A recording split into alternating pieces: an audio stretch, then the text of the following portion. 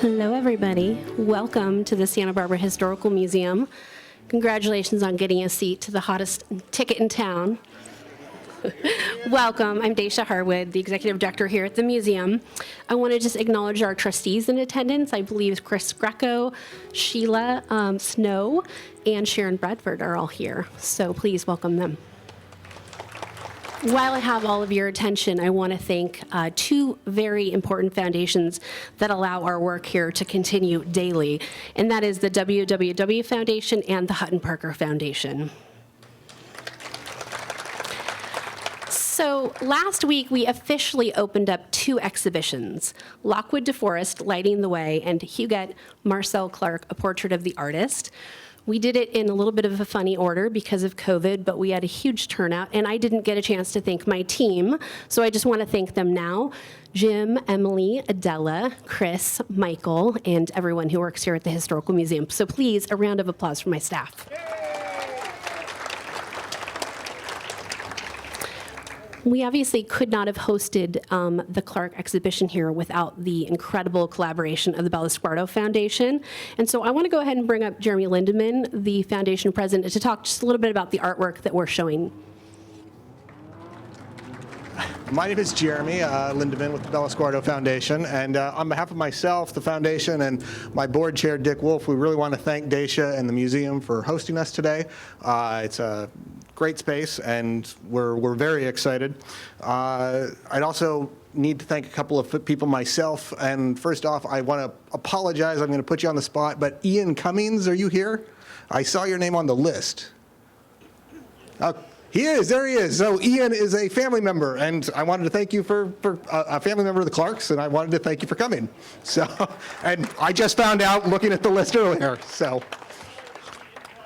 No, we don't do that here. So I also need to thank Sandy Nicholson of the Bellosguardo Foundation, Jack Overall, and Josh Conviser. He might have had to have ducked out real quick. So the paintings that you see in the exhibit today were all, we believe, done in Santa Barbara, but they were stored in New York, and they were stored there for quite a while as we slowly, gradually moved through all of the material left to the estate. And so a lot of the work needed some cleaning up and some rehabbing, and I want to thank Patty West and her team. I'm not sure if she's here, but they did just an amazing job cleaning the pieces and making them all look great. And I also want to thank Sharon Bradford, who generously stepped up and helped underwrite that effort. And I think with that, we'll turn it back over to Daisha and Bill. So thank you. Does everybody know Bill Dedman? He's been here just a few times over the past 8 years. So if you haven't met Bill, Bill got his start in journalism at the age of 16 as a copy boy at the Chattanooga Times. He has since written for the Washington Post, the New York Times, the Boston Globe, and many other publications. In 1989, he received the Pulitzer Prize in investigative reporting for The Color of Money, his series of articles on racial discrimination by mortgage lenders in middle-income Black neighborhoods. His work led to expanded federal laws on disclosure and greater awareness of this systemic discrimination. 30 years later, he won several awards for his undercover investigation of racial steering by real estate agents entitled Long Island Divided. During his 8 years at NBC News, Bill uncovered stories from the Pentagon's slow efforts to identify servicemen and women killed in past wars to fatal problems with firefighter safety equipment. Bill stumbled upon the mystery of Huguette Clark and her father, the Gilded Age industrialist who founded Las Vegas, and the rest, as they say, is history. He co-wrote with Clark's cousin, Paul Clark Newell, the biography Empty Mansions. The book debuted at #1 on the New York Times bestseller list and was chosen among the best books in 2013. Since the release of the book, he's told me he's given at least 200 presentations. I think it's actually higher. His first adventure here still holds the record for the greatest attendance by a talk here at the Historical Museum. Ladies and gentlemen, please, I want to introduce you to one of the most generous people that I know, Bill Dedman. Good evening. Did you enjoy Huguette's paintings? Good. It is a pleasure to see so many familiar faces here from previous visits to Santa Barbara and to the Historical Museum. I'd like to thank the museum trustees, my friend Dacia, and it's been great to see the materials that the museum staff has dug out of Huguette's papers with the cooperation of the Bellosguardo Foundation. One letter caught my eye. It was one of many letters that movie producers and authors wrote to Huguette through the years, trying to persuade her to participate in a book about her famous father and herself. And this letter was almost threatening. We know a lot of things about your family, but I want to put just the positive part in, the letter said. And all of these implorations were turned down flat through the years. This author warned Huguette, if you don't cooperate with me, then surely your story will be written by some other hack that will come along later. He was right. It's a pleasure to make your acquaintance. Maybe we'll work all their new research into the script for the TV series based on Empty Mansions if it comes to fruition. We have a new option on the book with a new company for a series. I think it's always a long shot. Unless we can figure out a way to get Batman living over at Bellosguardo, I think that would help. But a writer is working on a script for a pilot. And the continuing interest in the Gilded Age, especially the recent HBO, the current HBO series by that name, I think probably hasn't hurt. So we'll see. I'd like to also thank the trustees and staff at the Bellosguardo Foundation for lending these paintings and artifacts so we can all see them. And thank you, Mr. Cummings, and any other members of the Clark family who are here tonight. Your grandfather or great-grandfather was Charlie, the senator's elder son?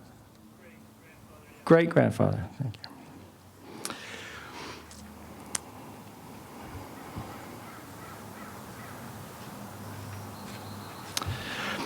I hope that Huguette would enjoy some of this attention. I won't pretend to know what she would be thinking. My fellow author, Paul Clark Newell, her first cousin, and I were careful not to put any thoughts into her head, not to create internal monologues. We wrote a nonfiction book. We didn't know what she was thinking. But working from what we do know, on the one hand, she was a serious artist, professionally trained. Now she's getting her first exhibition in 91 years. We do see that she kept all the newspaper clippings and copies of the invitations and other materials from her exhibition at Washington's Corcoran Gallery of Art and in Paris in 1929 and 1931. And we know that she was not shy about sharing her paintings with her friends and family, making some of these paintings were 7 feet tall. She would make small prints of them, carefully made, inserting them in her Christmas or New Year's cards to share each year. On the other hand, you may have heard that Huguette was famously reclusive. Some of the works we see here were unfinished, unsigned or unframed, and I don't know what she would have thought about whether they were ready for you to see them. And would she want us having these sorts of conversations where we evaluate her life. I have noticed a quirk about Santa Barbara. Tell me if you've experienced this. People here seem quick to tell you about the internal life of someone they've never met. There are certainly fewer than 5 people here who ever spoke with or corresponded with Huguette. Yet people are always saying to me, she was suffering from this, or she was on that spectrum, or she was traumatized by that, or her life was so sad. Well, she didn't sound sad in the least. I hear often from people in Santa Barbara, this is what Huguette wants, or that would not be what Huguette wants. People who never met her. It makes me wonder if spiritualism is coming back, if seances and ghostly conversations are popular in Santa Barbara. But I do know that one of Huguette's frequent expressions, and I know this because I can hear it in some of the tape recordings that her cousin Paul made of their conversations, is the word imagine. Let me back out of this picture for a moment. And with Jim's help over there, I'm just going to play you what is just simply a voicemail message that Huguette left for Paul before they'd ever met. Think about it. He's trying to contact his famously reclusive relative. He's told, well, she's not going to give you her number, so she's trying to call him, but she's not catching him at home. And this is her first message, but listen for that key word in this. All right, after you. Oh, this is your Aunt again, and I did call the other number, but I didn't get an answer. So I'm believing that I'll call you up soon again, because just now I have chicken pox of all the things to get a hold of at my age, imagine. So anyway, but I'm getting along fine. The fever went down and everything's okay. And much love and thank you for the pictures. Your daughter's beautiful and your little grandson is adorable. Your little grandson, Eric. She doesn't sound reclusive there. She sounds prepared for the conversation. She's got the names of his grandchildren at her fingertips. She's revealing an illness that she's having with a cousin who's been vouched for, but she's never met him and would never meet him, though they would talk on the phone for 10 years. But I can imagine Huguette reacting to the idea of having an art exhibit after 91 years, saying, 91 years, imagine.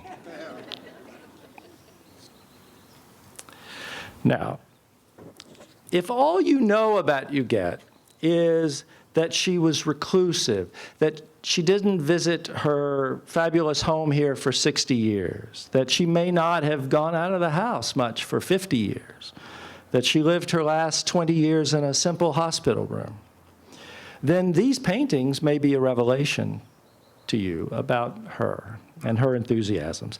Yes, Huguette's choices in life were peculiar, another favorite word of hers, peculiar. If you're taking photographs on a summer afternoon of children playing with sailboats on the pond in Central Park where Stuart Little raced sailboats, if you remember that true story, and if you then collect those photos in storybooks, creating little narratives, if you're taking photos of a marionette show in Central Park, but you're not taking any of those photos from Central Park, but you're taking them all with a very long lens from your 12th floor apartment, that's peculiar. I thought that we settled the main point in Empty Mansions, that being an introvert is not a diagnosis. That even being a little uneasy or anxious with new people is not an illness. Being protective of your privacy is a reasonable life choice. You know, I went to school with some people who were wealthy Coca-Cola bottlers and that sort. And I've noticed that they're the ones who don't share pictures of all their family and friends on Facebook. Either that or they've blocked me. That's possible. But as Paul and I wrote in the last chapter of Empty Mansions, it is impossible to listen to Huguette's conversations, to read her correspondence, to read how she wrote to friends and how they wrote to her, to see her paintings, and to see her as anything other than creative and lively, educated, interested in others, generous, and kind. Kindness is underrated. I've yet to run across any example of Huguette saying or writing an unkind word to anyone. And these are no small feats, considering that she had the misfortune of being born into one of the world's great fortunes. Just a little bit of timeline to catch you up if you're new to this story. Huguette was born in Paris in 1906. Lived there with her mother and her older sister, Andrée, while her father, W.A. Clark, was serving in the United States Senate, representing Montana. When Huguette was 1 year old, the New York Times tried to figure out who the richest Americans were. And their final judgment was that it's a tie, that if you count what's been already brought out of the ground, the wealthiest American was John D. Rockefeller with his oil money from Pennsylvania. But if you included the wealth still in the mines of Arizona and Montana, W.A. Clark, another Pennsylvanian who went west, was equally wealthy. When Huguette was 4, they moved into the largest home in New York City with 121 rooms for a family of 4. Just here's a little glimpse of the Clark Mansion on Fifth Avenue with its soaring tower, a great place for hide and seek, with a railroad spur coming in underneath to bring coal for the furnaces, with a golden room brought from Paris, the $120,000 pipe organ, there we go, and an organist, of course, on staff to play it, a parlor large enough for the Mormon Tabernacle Choir to sing, and the doors flung open on Saturdays from 3 to 6 for the public to come in and tour the 5 art galleries. That's Huguette and her mother and her sister in Central Park with the Clark Tower behind them, and in the snow with the Clark Mansion behind them. When Huguette was 5, her father showed the girls the photos of the staterooms that they were going to stay in on a new ship as it made its second voyage across the Atlantic. That ship, of course, was the Titanic. Never made its second voyage. Her father rushed down to the docks in New York to try to get news of Huguette's cousin Walter, who went down with the Titanic. His wife and son were saved. They found Walter's watch on the bottom of the Atlantic just a few years ago.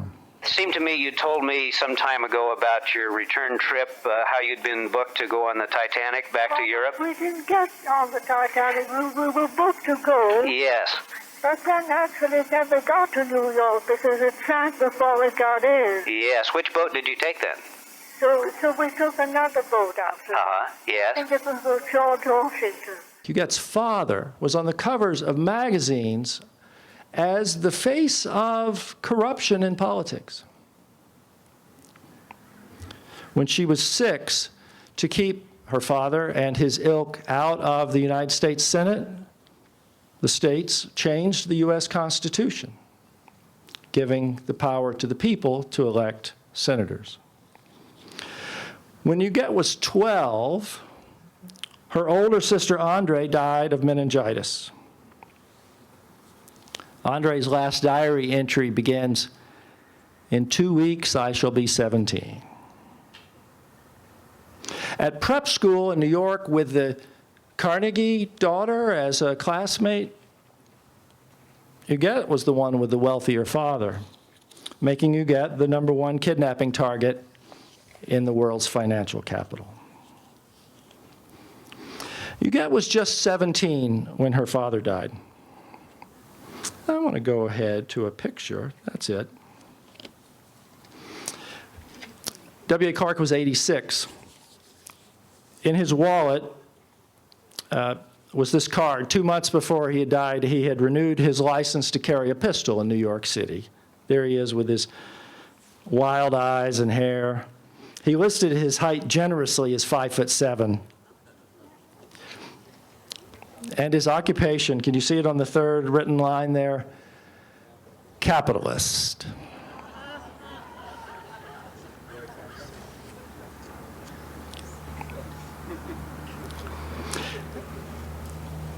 After her father died of pneumonia, not in a pistol duel, and his last will was published, 17-year-old Huguette was the subject of a series of cartoons in New York newspapers as the poor little rich girl, with the cartoonist imagining Huguette's life, having breakfast in bed, spending her $333 a day allowance shopping,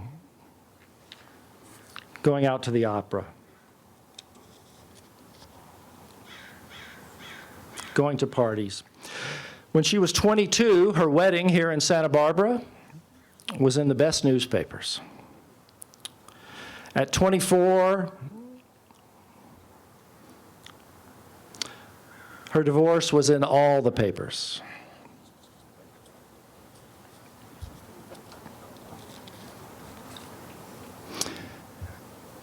Having missed the Titanic, Huguette was still in New York City on 9/11 and a decade beyond. She died in 2011 at age 104, 2 weeks short of her 105th birthday. And she had lived in a simple hospital room the last 7,364 nights of her life. But the last photograph of her that was published while she lived, we have some others here, but the last that was published while she lived was this photo where the photographer caught her awkwardly on the dock in San Francisco, headed either to or from her honeymoon in Hawaii. Now, I'm not here to focus on some of the topics that are covered in Empty Mansions that we've talked about before. How I stumbled into the story as my wife and I were shopping for a home in Connecticut and discovered hers, the most expensive for sale in the state, at $28 million and unoccupied for 60 years. Or about how her grand home in Santa Barbara had stayed unoccupied. Or her 3 apartments in New York City. Or the red flags in her finances. Think about, there was an elderly woman living alone in a hospital room. A Renoir painting had been sold for $23 million. The house was for sale in Connecticut. A $10 million Degas painting had been stolen from her apartments while she lived in the hospital. Citibank had lost or sold off all of her mother's jewelry. Her accountant was a registered sex offender. Her lawyer's favorite charity had received a $2 million gift. Her nurse had received $30 million in gifts. The hospital was grasping for donations. Doctors had borrowed millions from her. She had signed 2 wills within 6 weeks, giving absolutely contradictory instructions. I'm not here to talk about any of that. I do want to focus a little bit on Huguette's life with her mother, Anna, here in Santa Barbara, show you some photos you haven't seen before, and maybe give a few updates or at least some perspectives on her life. First, we need to talk just a little bit about her father and where the money came from. So I'm going to move ahead. We'll get back to these. Don't you worry. One of these 3 miners in Colorado would become the richest man west of the Mississippi. He's the one on our right, W.A. Clark. Born in a log cabin in Pennsylvania in 1839, and his daughter lived into the Obama administration. He took a little college, a little law. He went to Colorado for gold, or at least to get away from the draft that was coming for the Civil War. He went up to Montana, where he made money in merchandising, then a little in mining, then in banking, carrying the mail through Indian country. Started a bank with his brother, but it wasn't called Clark Brothers. It was called W.A. Clark and Brother.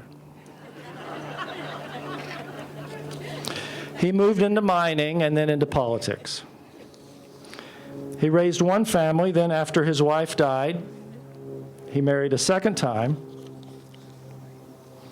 and began a new family with 2 daughters. It is difficult to sum up the sprawling career of W.A. Clark, but I'm going to do it in this long paragraph, if you don't mind.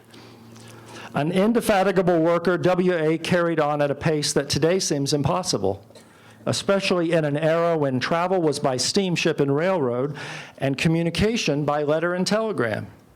During the first decade of the 1900s, for example, he maintained homes in Paris and Montana, built and furnished the most expensive house in New York City, constructed out of his own pocket a major railroad connecting Los Angeles Harbor with Salt Lake City and on to the east, subdivided along the railroad and marketed lots for a new city that was called Clark's Las Vegas Town Site. And that's why Las Vegas is in Clark County.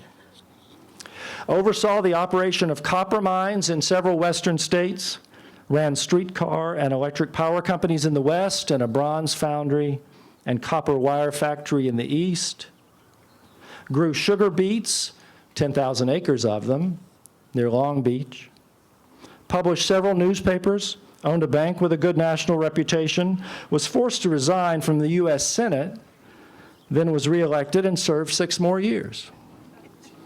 Fought off a paternity suit filed by a young woman he had met at the Democratic National Convention. Some things never change. Traveled through Europe collecting art. As a widower, maintained good relations with his adult children. Married a wife 39 years younger and sired 2 daughters, all of that while in his 60s. W.A. Clark was certainly a genius at business, but where he ruined his reputation was in politics. He wanted to be known as Senator Clark. But even before he could take his seat in the Senate, he was accused of having gotten that seat through bribery. The schemes were found out. The way it would work is this way. The testimony was that I need your vote, so I will give you, the Clark's men would give you an envelope and have you write your name on the back of the envelope. The envelope contained $1,000 bills. They would seal the envelope with your initials on the back of it and put it back in their pocket until after the vote for senator. Even after he was forced to resign, Clark was impervious to shame. He ran again, and the legislature in Montana sent him back to Washington. He served a full term and then retired, known the rest of his life as Senator Clark.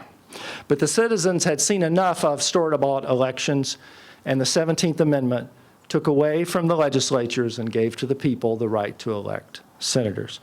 Individual voters were thought to be less corruptible. This was way before Facebook. Right? When Clark was remembered at all, it was in the words of Mark Twain.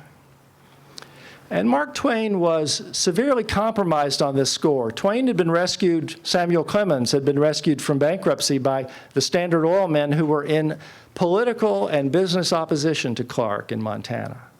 And to amuse his benefactors, Twain said this about W.A. Clark. He is as rotten a human being as can be found anywhere under the flag.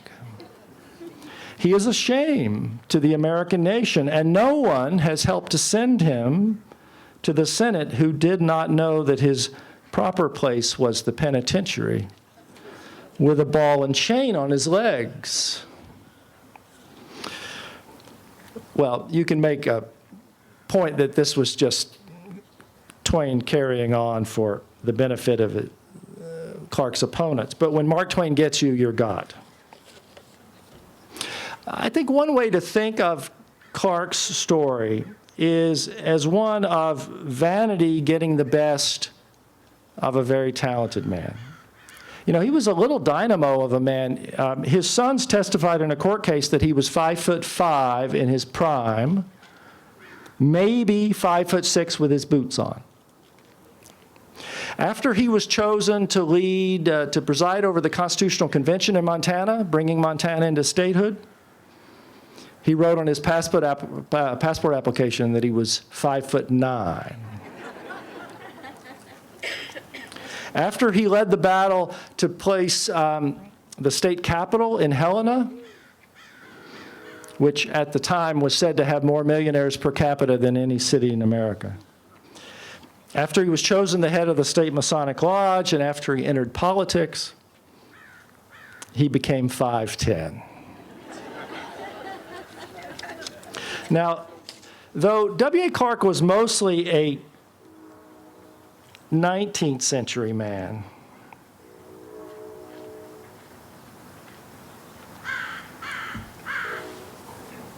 his time was not altogether different from today. If you think about it, consider he lived in a time of increasing concentration of wealth in the top 1% of the 1%, which Twain called the Gilded Age. It was a time of money flowing unregulated into politics. Does this seem familiar? Still, it is impossible, I think, to think of any modern day figure who's equivalent to W.A. Clark. Think about it. He lived in the biggest tower on Fifth Avenue.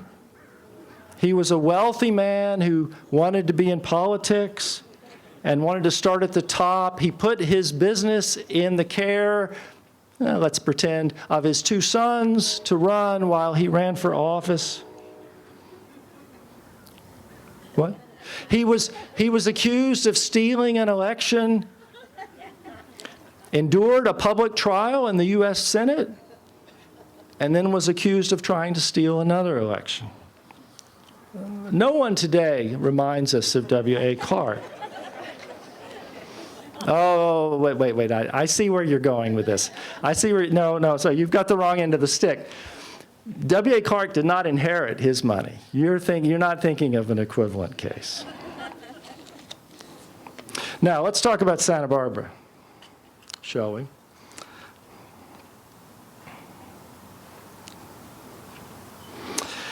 Just over at the end of East Beach, on a hill called Booth's Point, looking out at the Pacific, sat a home called Bellosguardo, a 22,000 square foot Italianate home on 24 acres. It's not the home that's there now. You may not know that the current home was not the first home called Bellosguardo in that place, where a Chumash encampment had been many years earlier. In 1903, an Oklahoma oil man named William Miller Graham and his wife, Lee Eleanor Graham, built a home. This is their daughter, who was a little bit of a wild child, and she had a thatched roof cottage on the property that she lived in instead of living in the great house. The sign that you can't quite read on the right says Geraldine Graham's Cottage. After the Clarks bought the home, they renamed it Andre's Cottage in honor of their daughter who had died 4 years earlier. The Grahams attached the name Bellosguardo. It's an Italian home. It got an Italian name, Beautiful Lookout. One party thrown by the theatrical Mrs. Graham included a psychic, a juggler, and a trained monkey. The estate was used several times as a film set by your Flying A film studio during the silent film era, serving in one film as a Roman emperor's palace for a one-reeler called The Days of Trajan. Now, the Grahams went through a divorce and needed cash, and so Mrs. Graham began to rent out the home, and the Clarks arrived. That's a family of 3 at this point. 84-year-old W.A. Clark, his 45-year-old wife, Anna, and their 17-year-old daughter, Huguette. Remember, by this point, the family was as much of a West Coast family as an East Coast family. Think about it. Clark had settled his mother and several of his siblings in Los Angeles. He was farming those sugar beets in Long Beach. He had built the railroad from Los Angeles to Salt Lake City. He still had business in Las Vegas. His son, W.A. Jr., was prominent in Los Angeles, founding the Los Angeles Philharmonic. And their largest business interest was no longer in Montana, but in Arizona at the United Verde mine in Jerome and the company town of Clarkdale, where the invitations to the high school graduation were printed on sheets of copper. After renting for a summer, the Clarks bought the Graham home in 1923 for $300,000, take it or leave it. Mrs. Graham took it. The Clarks inherited the Graham's gardens. They renamed that rustic cottage for their daughter. W.A. Clark had only a short time to enjoy this vacation home. When Huguette was 18, her father died at age 86. I just want to show you a few pictures of Anna, his surviving second wife, before we let those get away with us. The great home on Fifth Avenue was torn down, having been lived in for only 15 years. Instead of the sort of trusts that kept the Rockefeller interests going, the bulk of the Clark estate was divided among 5 children, 5 equal shares for 4 surviving children from his first marriage. He was widowed, and the 1 surviving child Huguette in the second marriage. His wife, Anna, received a few $1,000,000 and some unknown amount in a prenuptial agreement. But most importantly, the children let her have Bellosguardo.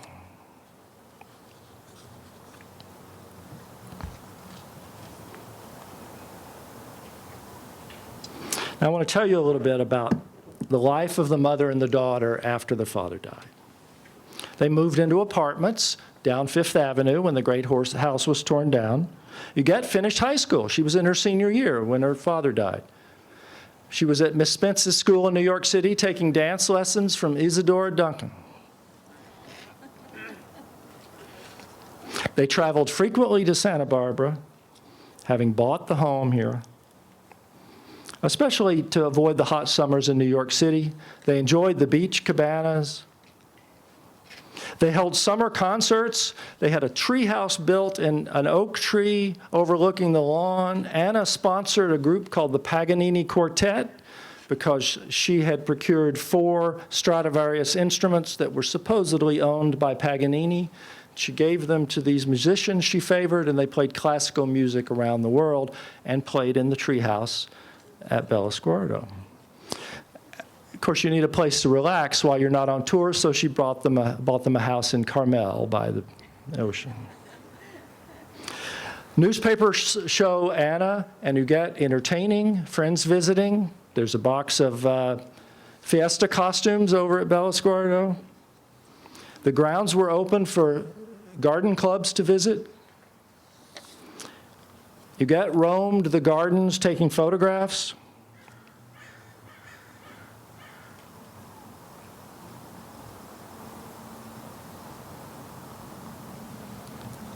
Huguette was a founding member of the Valley Club and kept up her membership until she died. I'm told there are 2 sets of golf clubs still over there, used and in the basement. She joined the Santa Barbara Museum of Art. She was very active in working with a local company, a company that had a local branch, the Marsh Company, J.T. Marsh and Company, importers of Asian art, on her art projects, helping her communicate with artists in Japan about her tabletop model castles, about her paintings, getting authenticity in her paintings about kimonos and lifestyle and names for the women in her paintings, etc. She commissioned imperial wedding robes with 12 layers of silk. One of them was displayed here at this museum.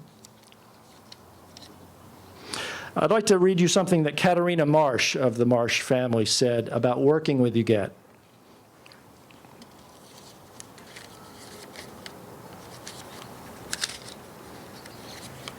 Let's find that. There it is. Katerina says, she'd say, "Isn't that peculiar?" She said, "I still have that voice in my ear. She was always polite, always asked about my husband and my son. She was just a delightful person. I think she had fun, don't you think?"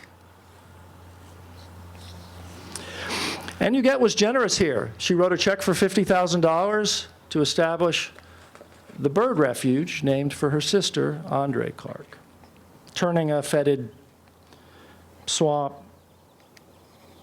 or lagoon into ponds for the birds, and later kept issuing checks as it needed repeated replenishment and renovation. Now, as you can see in the pictures in the exhibit, I'll go back here, Huguette, while they rebuilt the Bellosguardo home, which I'll get to in a moment, needed a place to paint.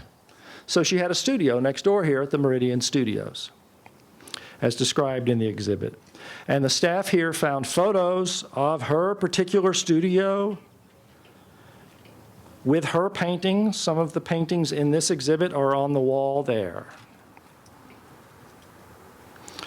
Here's a woman apparently dressed as a model for Huguette, one of Huguette's paintings. And as the staff has discovered, Huguette also participated in one public art show here at the Faulkner Gallery at your free public library. Maybe more than one. Now, I want to put up the show of Huguette's paintings. The first couple of these are paintings of Huguette by her painting instructor. This is by Tadej Stika. Some members of the family say Stika. He said Stika, a Polish painter from a painting family who had become the celebrity fashion painter in New York. He's got Huguette there, keeping her eyes fixed firmly on her canvas.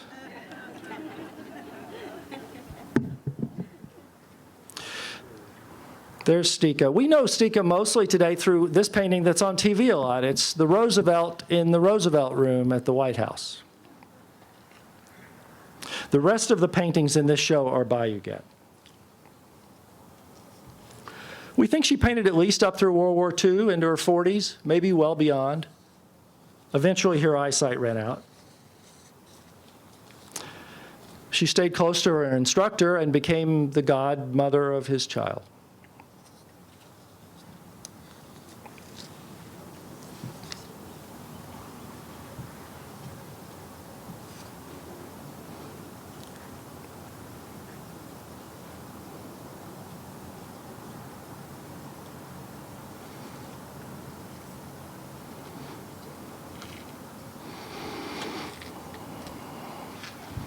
Very nice Art Deco earrings. A Fiesta portrait. Several drawings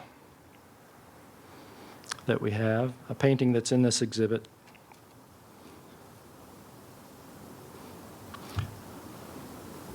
Several nudes of women and men.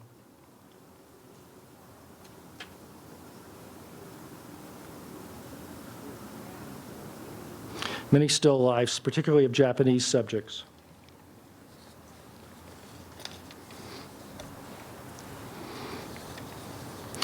A bit more about their connections to Santa Barbara. Anna and Huguette were here at Bellosguardo on the morning of June 29, 1925. All of her later conversations with her cousin Paul would begin with her asking, as the same way your conversations with your East Coast relatives began, are those wildfires near you? I heard about the earthquake. Must be in your yard, right? And so the day of this conversation that we'll play for you, there'd been a terrible earthquake in Turkey. And we're going to play, I'll put the words on the screen, and Jim's going to play us some sound here. All these national catastrophes, international I was in catastrophes. Santa Barbara during the 1925 earthquake, 1925. The movie theater that we used to go to, that came all down, imagine. Many Yeah. people would have been killed if it had been, it was at 6 in the morning. Yes. So many people were saved. That's my mother built another house because it wasn't very solid. Anyway, there was something, that shaking. Oh, it's terrifying. Yeah, terrible, yeah. Yes. But it was nothing in comparison to Turkey. Huguette was married at Bellosguardo in 1928 at the old Graham house, the old house she was married. You saw some pictures earlier from her wedding. She was 22. Her husband, a recent Princeton alum, was a year older. He just started out in business. She'd known him all her life. He was the son of her father's accountant. This was not the lavish weddings that the Clarks were used to. The wedding will be extremely quiet, the newspaper said. A small group, a Catholic priest, a formal lace gown in the short style of the time with a cathedral train. The Gowers, Bill Gower and Huguette, honeymooned in Hawaii, first driving about the West and then to San Francisco in her new 1927 gray-green Rolls-Royce, a wedding present from Anna, with silver door handles. Cost about $25,000 at the time. That would be about $300,000 today. And somehow it didn't go well. As Huguette's nurse relayed later, Huguette said, "On the honeymoon, I had to go home." And the Gowers moved in together in New York, but it was over within months. Officially, within 2 years, there was a divorce in Reno. And then Huguette sailed to Hawaii again with her mother this time for a post-divorce trip. Life is full of surprises. We were astonished in working on the book to find that Huguette had corresponded with a Bill Gower for decades after the divorce.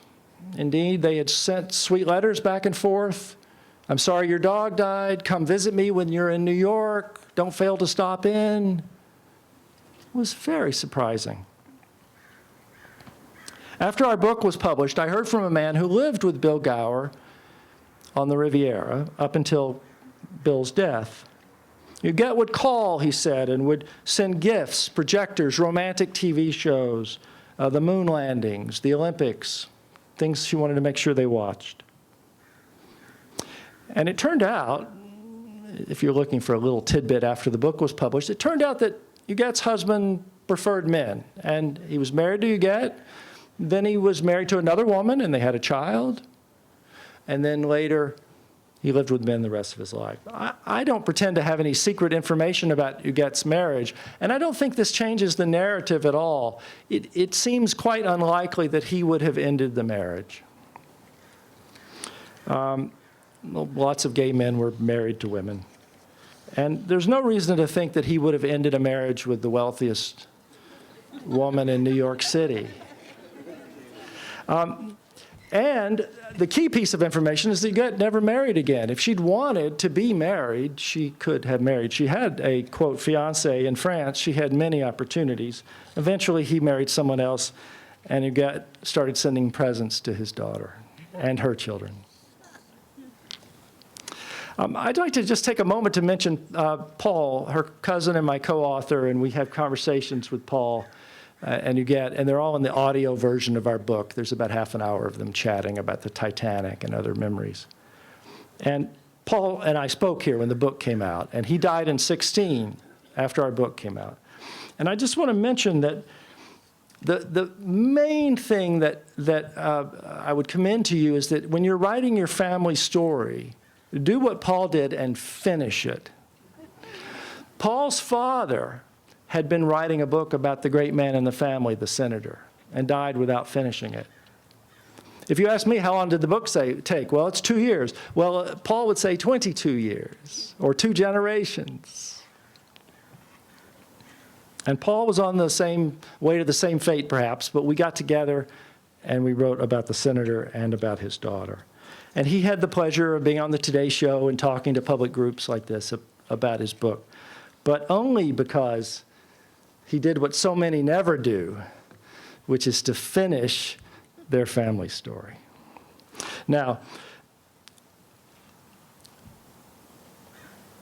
Bellosguardo was damaged in the 25 earthquake. Not destroyed, but damaged. They continued to use it. Huguette was married there. But Anna wanted to build a new house. And she said that she took great pride in building a new house because it gave work to so many people during the Depression. And earthquake proofing was a benefit as well. The new home was built of reinforced concrete with walls 16 inches thick, sheathed in limestone.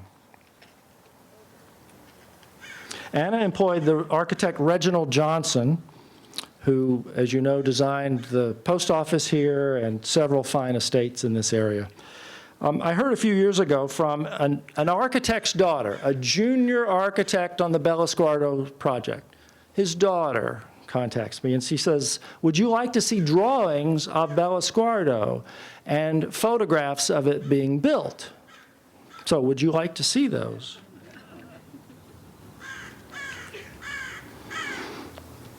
These were architects with the name of Reginald Johnson, the drawings with Johnson's name on them, given to Anna Clark for her new home, showing a fashionable woman standing on the patio.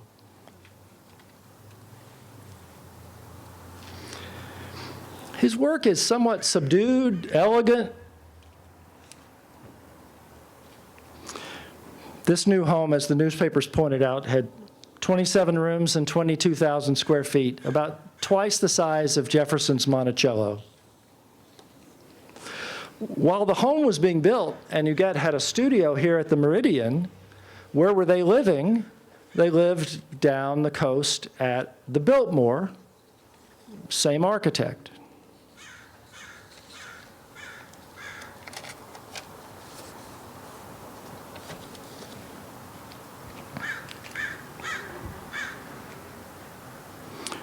There are lovely stones in the parking court in front of the house.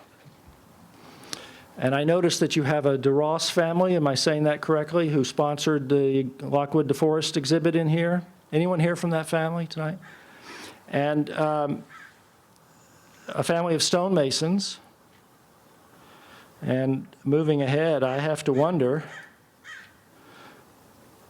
whether that man is in their family. There he is, laying those stones. The architect and the Clarks are standing in the back in the doorway, and there's the man laying those stones in the front of the house in about 1933.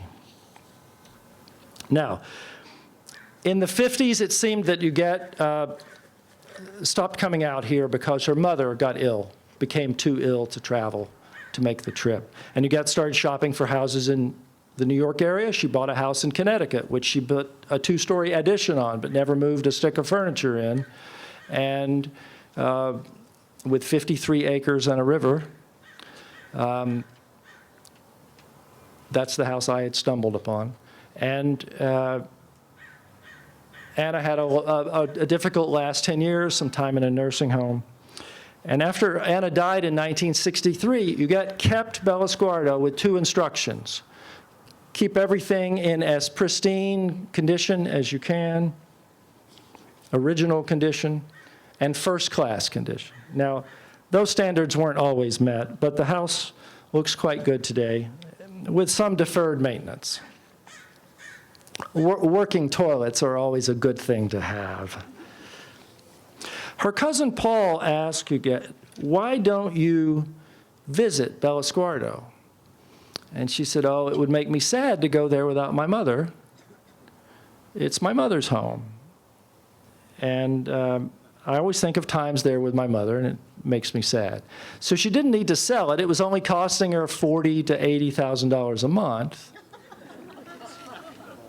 But she was too sentimental to visit. Now, a few Clark relatives were allowed to visit. Paul was among them. And Huguette stayed in regular touch with what was happening at Bellosguardo, getting regular reports.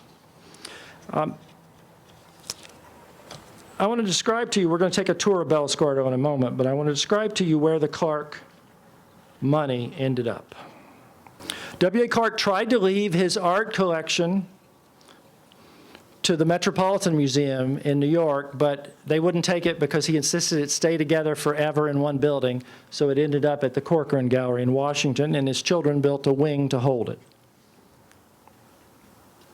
Now the Corcoran is belly up, and it's been mostly distributed to the National Galleries of Art. The family gave land for the nation's first Girl Scout camp, Camp Andre, in New York, named for their daughter. W.A. Clark built a home named for his mother for working women in Los Angeles so they would have a safe place to live and work. An orphanage in Butte. Lots of stained glass windows and churches. Clark was a Presbyterian, but after he became wealthy, he upgraded and became an Episcopalian. They built a wonderful garden and amusement park in Butte that people still remember as the nicest thing ever in Butte, Montana.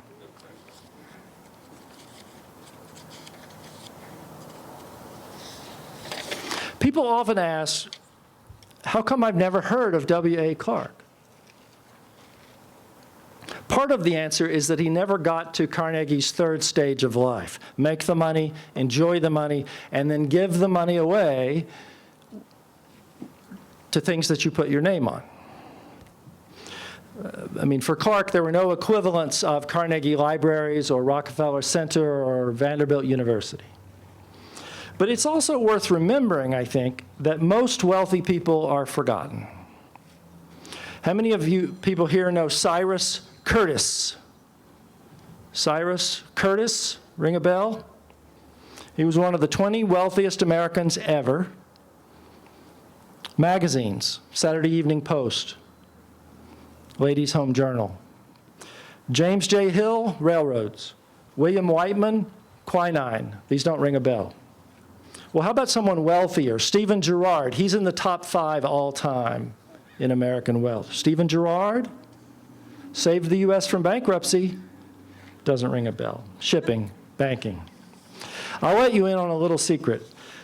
The odds are that 100 or 200 years from now, few people will recognize the names of Bill Gates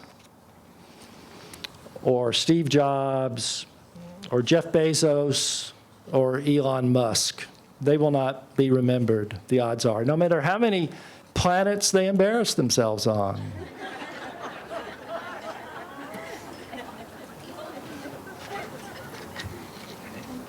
In Montana, Clark is remembered mostly for the environmental damage that was left behind, more by the other owners, but partly by his companies.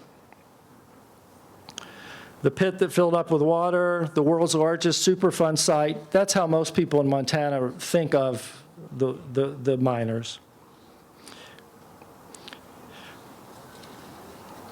His children made more of a modern mark, and I just want to mention some of their charities.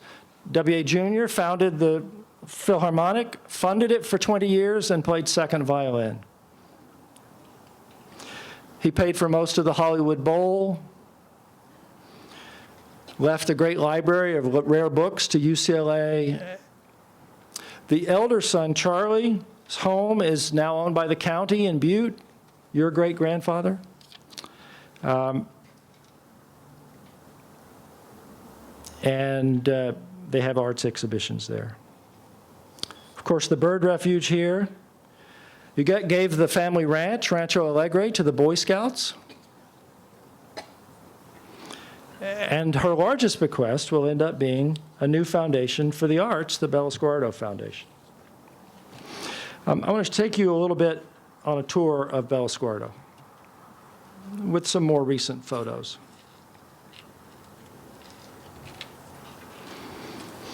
Is that video moving on your screen? Okay. Well, from East Beach, you can't see a thing. Here's what it looks like if you go straight up in the air.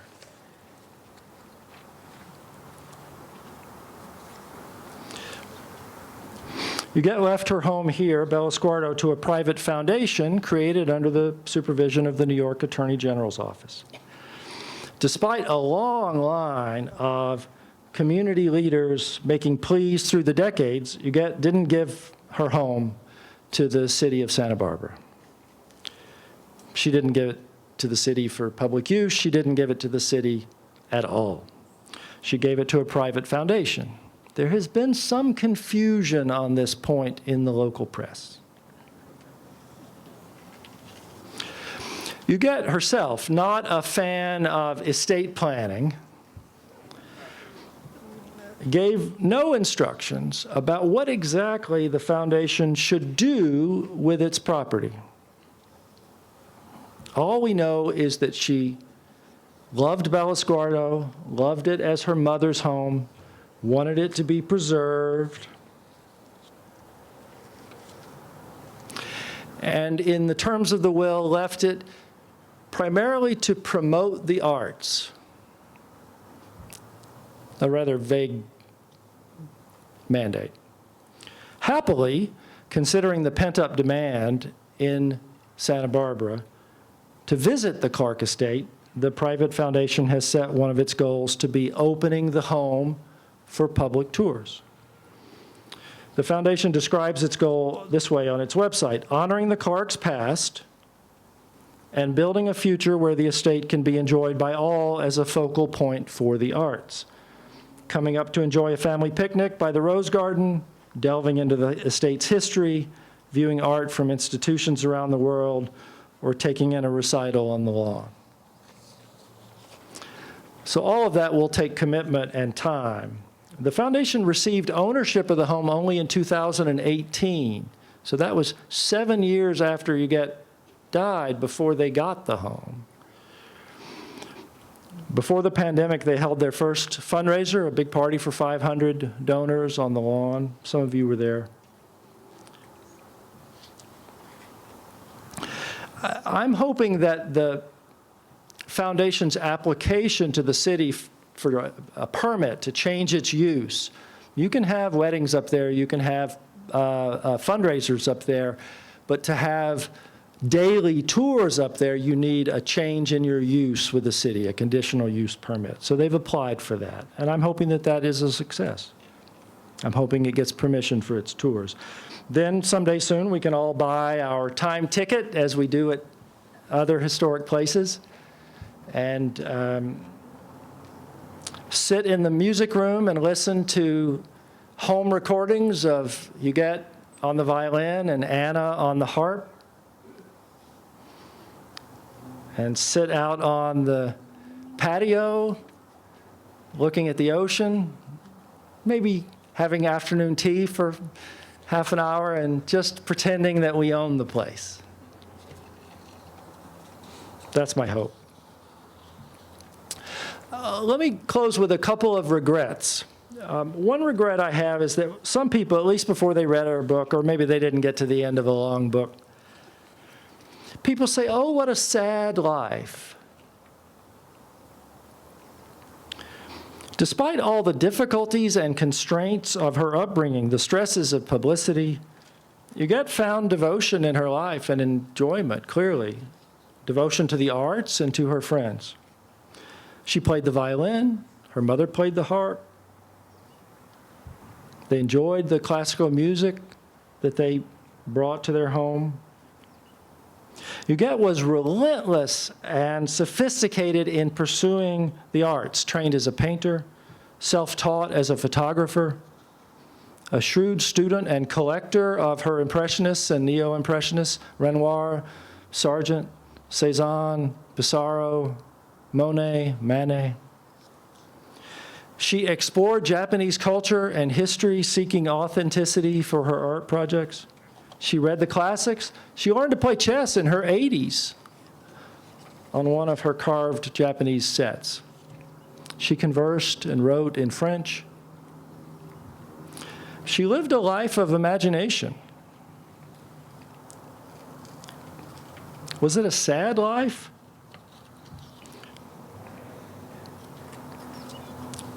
From Paul's conversations with her and the correspondence that we have, it's clear that Huguette focused on happy memories of good times with her family, of playing hide and seek, and listening to her sister's bedtime stories in the Clark Mansion on Fifth Avenue, of cleverly offering their allowance, their gold coins their banker father had given them, as the key to escape from Paris when the Germans were arriving at the start of World War I, of riding surfboards with Duke Kahanamoku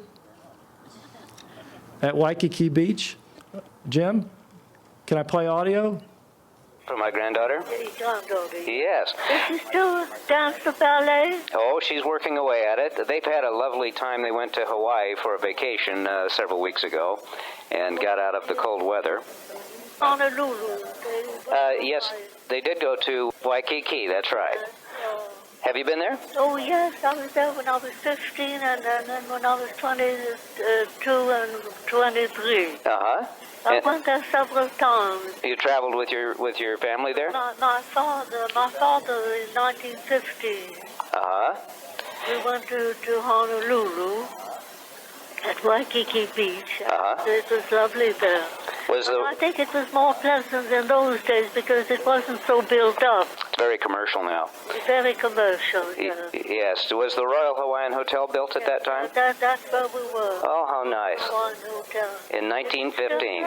Is it still? It's still there, yes. Oh, I see. Yes, it is. And the other one I think is called the Iwani or something like that is also still there. First of all, in 1915 we went to the Moana Hotel. Moana, that's what I was thinking of. It's still there, too? Yes, it is. In fact, Leslie said she was there just recently.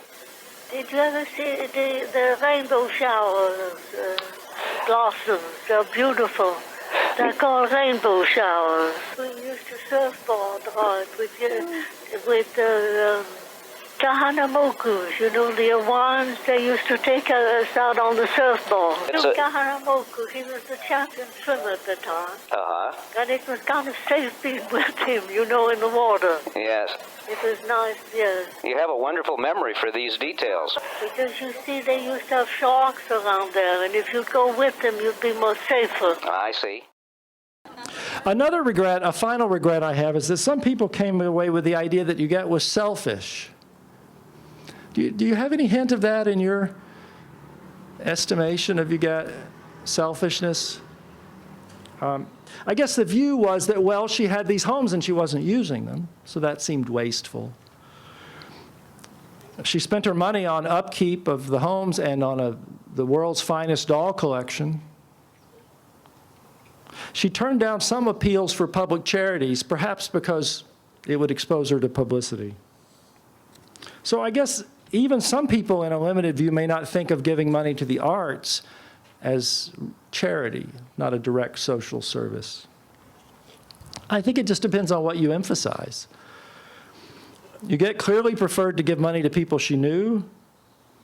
She kept alive through her patronage a generation of the world's greatest illustrators in France, the ones she remembered. She was their pension. If you have an account at the corner store in Deauville in Normandy so your oldest friends can go down and buy chocolates and milk, you are generous. She paid for a decade of nursing home care for one friend. Many friends and employees, even strangers, received her little gift tucked into their Christmas card. There was one of her paintings and a check for $30,000. If you spend a great deal of money maintaining your mother's home, and eventually it's worth $100 million and you give it away to charity, I don't think that makes you selfish. I'm glad that we all had this opportunity. If you have not gone in and seen the paintings inside close up, please make sure to go do that first. Thank you all very much for your attention.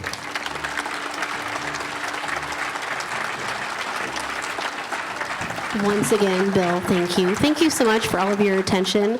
Thank you to Jeremy and the Bellosguardo Foundation for partnering with us. Thanks so much.